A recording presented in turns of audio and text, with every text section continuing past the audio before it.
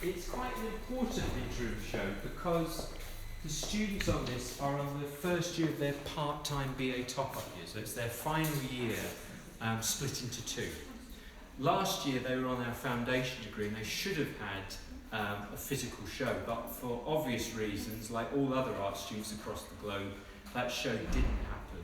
So this is a great opportunity. We don't normally do an interim show like this, but it's a great opportunity to give these artists the exposure they deserve and the exposure that they lost last year. So we begin here with...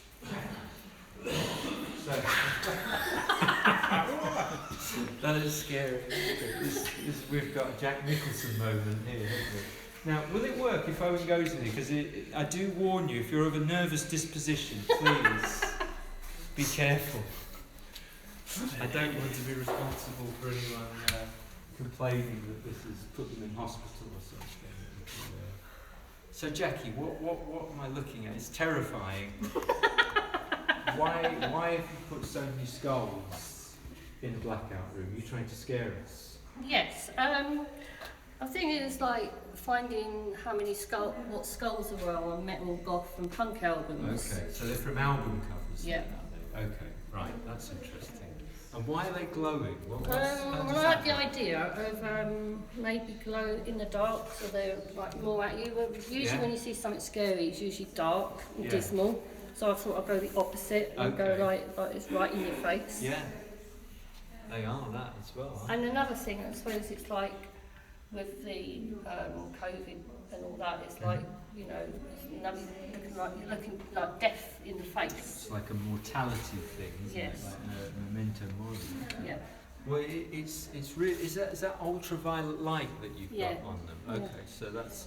And are they photocopies or are they screen prints? How did you achieve I that? photocopied them, painted over them. Ah, right, okay, that's interesting. And I did my own bits. Yeah, I mean, they're I feel like I need to say you can go back into the crypts now. I think that's almost the right way to do it, isn't it? To close it like that. Okay. Oh, that is scary actually. So something a bit different now. After that, it is live broadcast. It is live. You knew that was going to happen, didn't you? So Trudy, hi. Hello. Bring some decorum to it. Don't scream, don't shout, and don't jump. Okay. And just tell us about what we've got here. Okay, so this is kind of like my journey in lockdown. I did all of these paintings in the first lockdown, and I'm trying to show with the first one the gratitude, and then hope, and then death, and then rebirth. Wow. All lots of different things that we went through in the first lockdown and we're all still kind of going through. Was it chronological in terms of like how close together in time? Was it over the lockdown period, or did some of these happen afterwards? Or all of them happened in the lockdown period. The one over here happened. It was just to get all my emotions and feelings, because that's what I like to do with work. Is just try and express how I feel in the paint. Yeah. So that one, half an hour. I was in a very emotional P. And the rainbow that I did for the NHS, that was a bit more, letting water meld together. So that took a little bit longer. But so it's quite a valuable, or it's a historical document, isn't it? Yeah. It's a very personal insight into a moment that I'm sure in the fullness of time people will look back on as, let's hope it doesn't happen again, but I mean that if it does remain as this moment that the world kind of stood still. It's valuable as what was written and what was. I think actually these kind of visual responses are really very telling and quite important. Thank you very much. I try to put it. Thank you. And last but not least, Kate. These are really interesting works here. I mean, I think what belies the amount of effort and work that's gone into them. So can you unpack some of that? Just give us an insight to how hard it was to get this to work. These ones, what I've done is I've made the colour myself by putting a clear glass in with course. Just to be sure, that's milk. So I made a wax model and then cast the glass into it. Right. But I made the coloured glass first, and then I poured the coloured glass into the mould. And so did you have sort of quite Extract. I made the wax models by squirting wax into water, and that's how I created the different shapes. And they're all very different. Yeah. They look great on those sort of glass pedestals as well. I mean, what's this? This is an intriguing work as well here. I mean, do you want to talk a little bit about that one, please? So this is copper in glass. So it's copper mesh, and I've pulled lots of wire filaments out of a wire out of an electric wire. Yes. And then made the copper form, and then I cast it in glass. So I put it in glass. Amazing. I mean, it's incredible colour that you've got out of that, isn't it? It's lovely. It turns blue in the kiln as the heat comes on.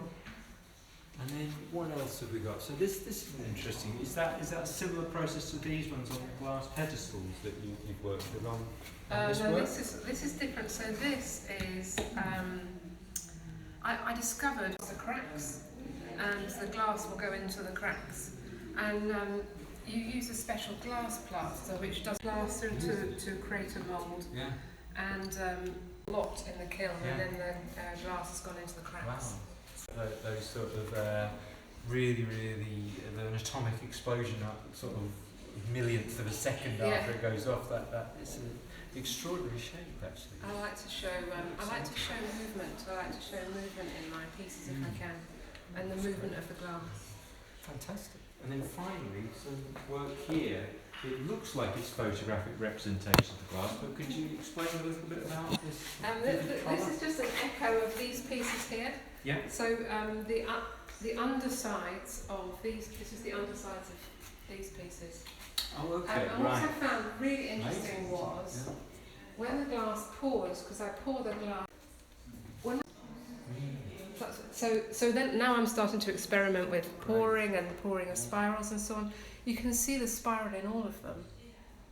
But this is the first time I've actually seen these, so it's a real treat. So you're getting my first take of them, and amazing. The colour really feels vivid, and the shapes are great on them. So a very exciting combination how they're talking to the sculpture works. I like it very much. So thank you.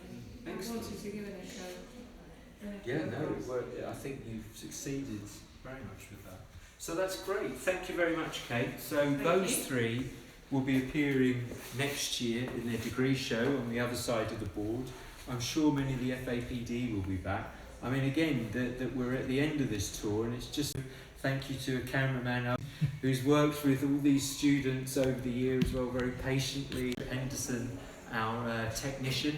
Lindsay Connors, the lecturers. So thank you very much to everyone. I hope you've enjoyed this tour, and you can actually book a slot to come see it in person if you're interested. So thank you very much, and good luck, and we'll see you soon. Goodbye.